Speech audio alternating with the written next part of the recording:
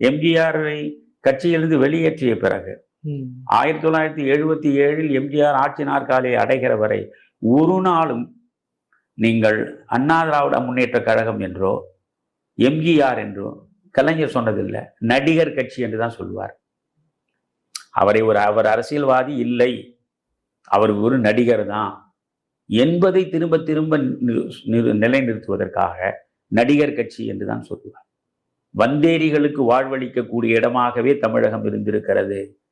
இந்த மலையாளிக்கு இங்கே இப்பொழுது இந்த மலையாளி என்ற கோஷத்தையும் திமுக கழகம் முன்வைத்தது. இவர்கள் பேசுவது திராவிடம். நீங்கள் ஏன் திராவிடம் என்கிறீர்கள் என்றால் தமிழ், தெலுங்கு, மலையாளம், கன்னடம், துளு எல்லாவற்றுக்குமான கட்சி எங்களுடைய என்பார்கள். ஆனால் எம்ஜிஆர் இவர்களுக்கு எதிரான நிலையில் இருக்கிற பொழுது அவரை எப்படி வீழ்த்துவது? அவரை மலையாளி என்று சொல்லி, நான் தமிழன், அவர் மலையாளி.